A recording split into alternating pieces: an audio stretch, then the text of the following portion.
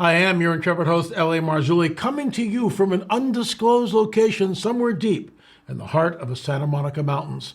We'll get into your questions, but first, a word from our trusted sponsor. Folks, L.A. Marzulli, we have a new product from the folks at BioTrust. I'm going to give this baby a try.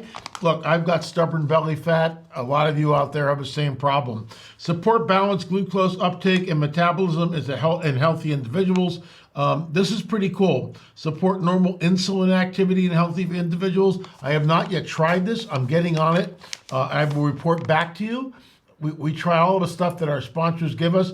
Look, I'll be honest with you. I've got some stubborn belly fat. I would love to see it go away. So I'm going to give this a shot. Anyway, here's a further word from our sponsor. Excess belly fat has been deemed the most dangerous fat of them all, as it's linked to so many health issues. The reason being, excess belly fat grows deep in the abdominal cavity and puts pressure on some of the body's most vital organs. That's one of the reasons why myself, along with so many people, are beginning to turn to this amazing new substance, which is thoughtfully formulated with science-backed ingredients that promote reduced fat storage, help to speed up the breakdown of fat, support weight management, reduce cravings, and boost metabolism. Folks, the best part I love is that you can get 51% off for the rest of the month or until they sell out, whichever comes first. Get yours now by going to trimwithla.com. Once again, that's trimwithla.com. Trimwithla.com. I'm going to give this 30 days. I'll report back to you and we'll see what it does. So sometimes I read these ahead of time, sometimes I don't. And oftentimes I'll print them out and then a week or two goes by before I get to this on the stack. But this was really interesting. And the moment I read this, the song came into my head. And I'll get that in a second. This is from Alan. Just wondering if a born-again Christian can backslide and lose their salvation. This is the song that came into my head. Now unto him who is able to keep you from falling and to present you before his presence with singing. Right? So we can hold on to that, or we can hold on to the lie of the enemy that somehow he isn't able to keep you and me from falling. Let me just elaborate on this. I'm a sinner. You're a sinner. We all do stuff that, we're not proud of. Specifically, before I was born again, I led a debauched lifestyle. I had multiple partners. Look, I'm ashamed of this, but it's I'm a public figure, so I'm not hiding anything. I was living with a woman outside of wedlock before I became a Christian, and that was one of the first things the Lord did was separate me. I became celibate for 3 years until the Lord tapped me on the shoulder and said, "Okay, now start dating. Look for your wife." Well, I had already been looking at Peggy. She was going with some other guy, but the moment they broke up and the Lord gave me the go-ahead, we started dating. And I asked her to marry me 3 months later, and now that's 39 years. Go figure, right? But it's unbelievable. So do I have problems in certain areas? Yeah, but so do you. So does everybody out there. If we're really brutally honest, we have problems in certain areas. We don't need to start naming names, but this is why we get put on the armor of God on a daily basis. Helmet of salvation, Jehovah Sikkenu, my righteousness, belt of truth, you are the way, the truth, and the life. By the way, when I put on my helmet of salvation, I say specifically that the blood of the Lamb is on the doorpost and the threshold of my mind. Nothing comes through unchecked, nothing. Every thought is taken captive. I take on the breastplate of righteousness, Jehovah Sitkenu, you are my righteousness. I put on the belt of truth, you are the way, the truth, and the life. No one comes to the Father but by you, the Savior, the Son of God, Yeshua, Jesus. My feet are clothed or shod with the gospel of peace. You are the Prince of Peace. I take up the shield of faith. You are the author and finisher of my faith. Finally, I take up the sword of the Spirit, which is the word of God, alive and active, sharper than any double-edged sword. It penetrates between soul and spirit. It looks at, it discerns, it judges the thoughts and intentions of the heart.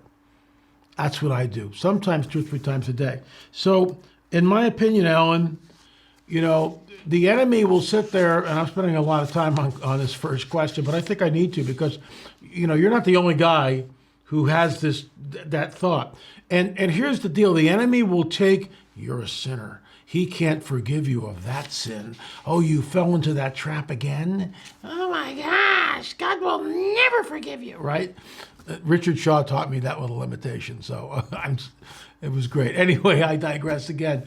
But the bottom line is the enemy will always accuse. Now unto him who is able to keep you from falling and to present you before his presence with singing. Hold on to that scripture. This is from Austin. The megaliths in Montana. Bum, bum, ba. Here is a link to a video of a site in Montana. Have you heard of these walls? If you, sir, are talking, and you are, about the Sage Wall, there is a clip on our YouTube channel where Tim Alberino and I, and thanks to my business partner Gil Zimmerman, who filmed the whole thing, we went to the Sage Wall and we debunked it in probably 5 minutes. Now, you need to go to Sage Wall if you're in the area because it's really a fun place to hike to.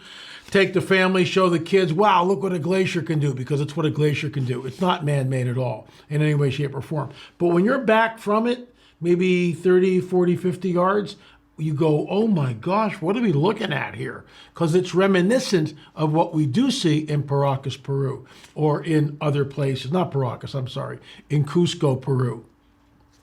Got the two mixed up. But Cusco with Sacsayhuaman and the walls in the city of Cusco itself, it's nothing like that at all.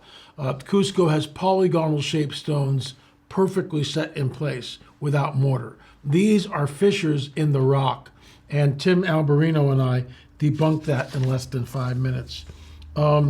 This is from Sasquatch. No, not really.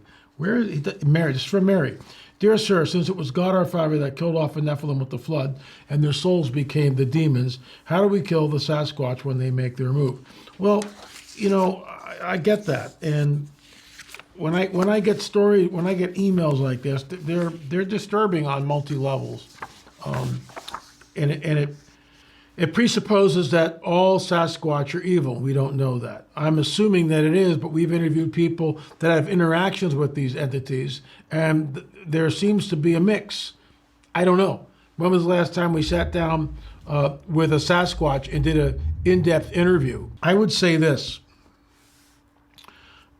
In my opinion, Sasquatch are interdimensional entities. They are, in my opinion, modern-day Nephilim. I would call on the angels, number one. Number two, I would immediately call on Jesus. Call on Jesus, call on the angels. You know, even today, I'm getting into the habit of blowing the shofar before I sit down and do a show. Because sometimes there's like an attack as we're sitting down to do a show, or I'm working in the studio here or whatever. The enemy's relentless. He hates what we do here. I mean, there's no doubt about it. Our mission statement is to expose the deception of the prince of the power of the air and to herald the return of the King Jesus. So that's what we do. We're exposing the deception with all of our films, all of our books, and everything else. So I would say to you, call on the Lord.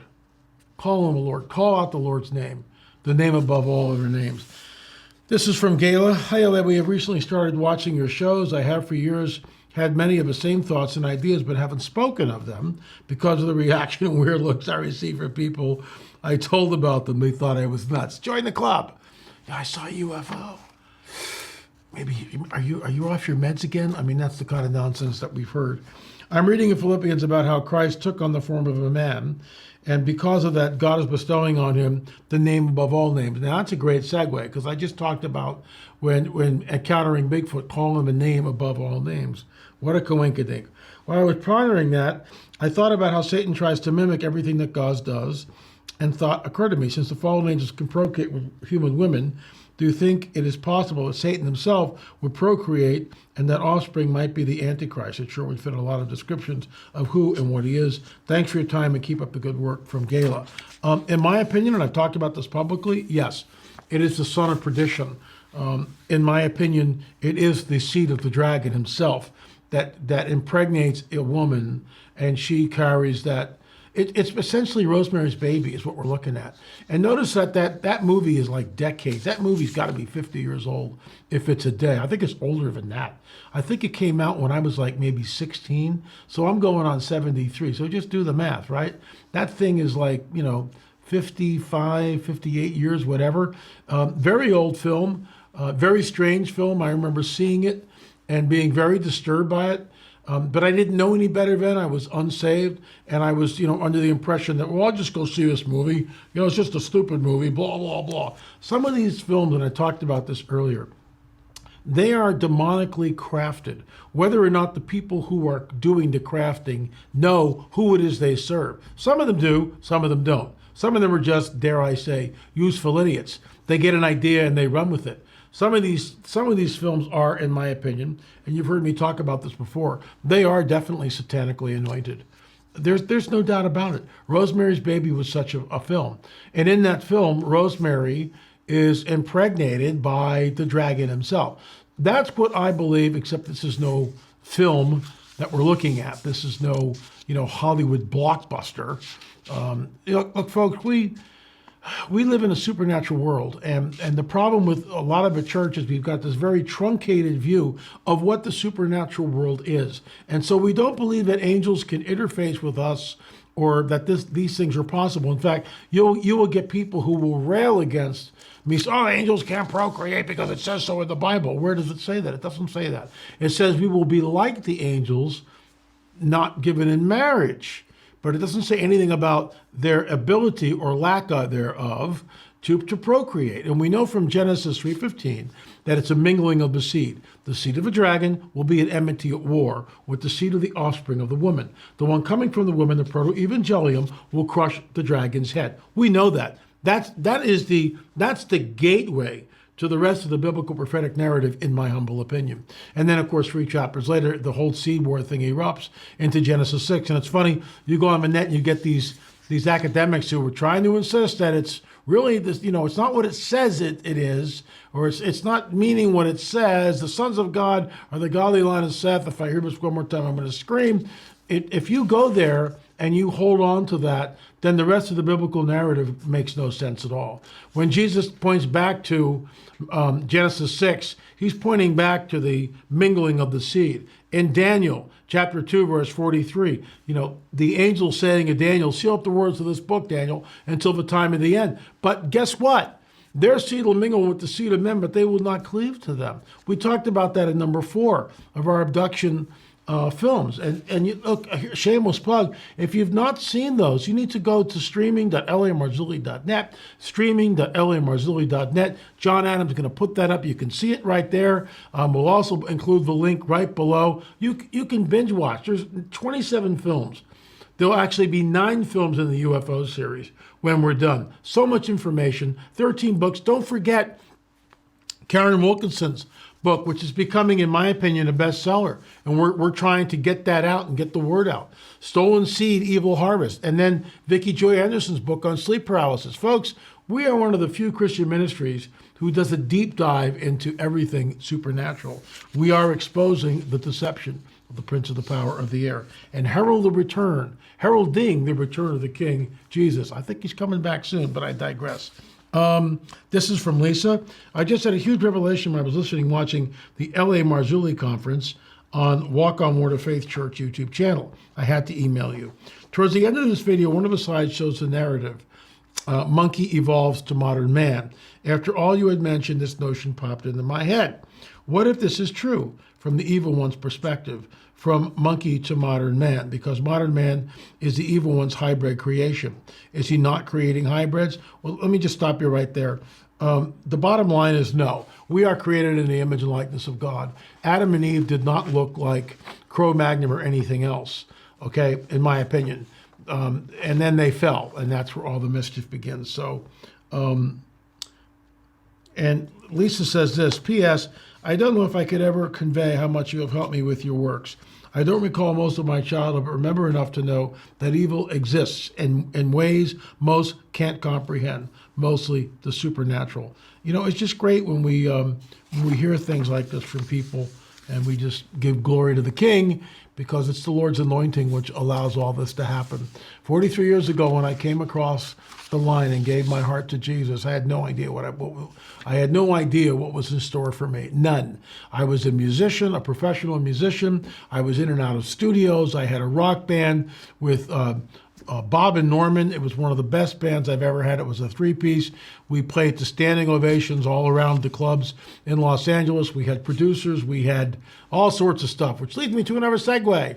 I am taking the last band I had together, which was 2008, and I'm going to create a CD with it. It's already done. It's already recorded. It's been sitting there for over a decade. So, it's, wow. Time to get it out. But I digress once again. This is from Eric, and that's a spam. Sorry, Eric. We will see you. He wants to get more visitors. Yes, I saw this before. This is from Chris. The Notre Dame sarcophagus open, revealing knight with elongated skull. Yes, I've seen that. And this is what drives me nuts about this. They never turn the skull over. They'll show the profile of a skull or a frontal view of it, but turn the thing over. This is the work of course, of our team's anthropologist, Rick Woodward. When you turn that skull over, you see the position of the foramen magnum. You can't move that in utero. You can't change that. It's there and it's set and it's dead center of a human skull. But in the Paracas skulls, which are over there in Studio A, as it were, in our studio here, if you saw what this place looks like, you just crack up, folks. Maybe I should do a behind the scenes here so you guys can see what actually works. It's very compact. It's very cluttered. I'm in front of a green screen right now, so that's kind of cool. But 15 feet over there, that's the main set. There's where I do, right behind the camera is where I do all the editing, and over here is the music suite. So it's we've got 4 or 5 areas which we're constantly working in. We used all the space here. And again, I want to thank you, those who contributed to the rebuilding of our house. We really appreciate it. Let's continue. This is from Steve. Were you familiar with this discovery in Utah? Refers to a cave supposedly discovered Nephilim skeletons. Yeah, this is Brewer's Cave. We actually did a deep dive on this, Mondo Gonzalez, and I went down there. We interviewed several people, including Terry Carter. It was quite the romp. I've never done anything with the film. Brewer's Cave, in my opinion, is a bust. Where are the pictures? So people say we saw Nephilim skulls and these 2 9-footers on golden thrones and all this stuff. Bring back the pictures. This is why, if I go with something, I have vetted it. If I cannot vet it, I will tell you, hey guys, I can't vet this, but I do find this interesting. It's like the ferry. I'll go back to that. When we got pictures of the ferry, including the x-rays, I took them to a veterinarian, and I said, what does this look like to you? And the vet looked at the x-rays and he says, it looks real, especially because in the pelvis area, there was bird shot. Somebody had shot this thing out of the sky. So it really looked real. It wasn't until we got the ferry in our hands that Jaime let us take it across the border. We had 3 veterinarians on a Saturday morning, and all 3 of them were fooled. Now this thing's laying on like a plastic tray for about an hour and a half. It begins to dry out. At this point, I go, what the heck is this? And I reach down with the forceps and I pick up what looks like a piece of wood with blue epoxy on the end of it, and I show it to the vet. At that point, we go running back to the x-rays, and sure enough, we could see that it was a construct made by a taxidermist. But that's what real research is. Sometimes you get a little egg on your face for going out on a limb. And when I published the, originally, this is before we had the ferry out of Mexico, I said more research needs to be done. It's actually in print. It's in the On the Trail of a Nephilim book. It's in print. I said more research needs to be done before we can make a real conclusion on this. And most everybody was very forgiving, the fact that we debunked it. But that's what real research is. Sometimes, you get fooled. And that's why I'm really cautious. I learned my lesson from there. So Brewer's Cave, in my opinion, with all due respect to the guys who believe it's real, it sounds like a tall tale, and usually tall tales are too tall to believe. This is from Andrew. I'm currently, sorry about that, folks.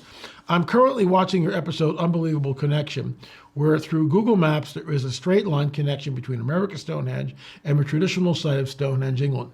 If you've not seen this, you need to check out 4 and 5 of On the Trail of a Nephilim series. It's there, streaming.lamarzulli.net, streaming.lamarzulli.net. I mean, guys, we're in the field. We're doing this. It'll blow your mind when you see the connectivity between the two sites. So then he goes, Cahokia Mounds, and he's trying to see if there's any connection between Cahokia and other places. And there may be, we don't know that yet. Cahokia is one of the most amazing places I've ever been. It's in Missouri. It's the largest mound in North America. It is huge. It is upwards of 450,000 tons of earth. To give you an idea what 450,000 tons of earth looks like, if you were to deconstruct Fort Ancient, which is considerably less dirt than Cahokia, but it's 3.5 miles of continuous earthen walls. If you were to deconstruct that, and many of you have heard me say this before, but there's new folks that come here, and for their benefit, I'm stating it again. And this was from their guy, Docent Chuck, or I think it's Chuck or Dave, doesn't matter. But the guy who works at Fort Ancient in Ohio, he states on the record that if you were to deconstruct the 3.5 miles of continuous earthen walls, you would have dump trucks end to end filled with dirt for 200 miles. And we're supposed to believe that Native Americans with digging sticks and deer antlers did this, not buying it for a second. And moreover, they have no idea what happened to these people. They build these incredible complexes and then they just vanish. They just disappear. And so what we get from modern or mainstream archaeologists is, well, they just assimilated into other tribes in the area. But when you go and ask the tribes, there's no real tradition of that. That 1,000 years ago, a group of people from this place came and asked if they could join our tribe. It's not there. They don't know what happened to these people. I have a very interesting theory. It's not really a theory, it's more of a hypothesis. And at some point in time, we're going to try to test that hypothesis and run it up the flagpole. So I do find it really interesting that Cahokia has probably got 300 miles of dump trucks, something like that, end to end. And how was it done? How was it done? And these mound sites that we see, Cahokia, Miamisburg, Fort Ancient, and others, the Great Circle Mound, the Octagon Mound Complex, that is mind-boggling. So modern-day archaeologists insist that Native Americans build this, but there's nothing in their oral tradition. There's nothing at all in their oral tradition. In fact, Chief Wallace, who recently stated that she flip-flopped, because we've got her in writing. Chief Joseph gave it to us. I think it's in Mathematical Mysteries of the Mound Builders, or it's either 1 or 2 of On the Trail of a Nephilim series. And we quote Chief Wallace stating that the Shawnee did not build the Serpent Mound. It was here when we got here. So she's flip-flopped. Now all of a sudden, the Shawnee built the Octagon Mound and the Great Circle Mound. Well, what's the truth?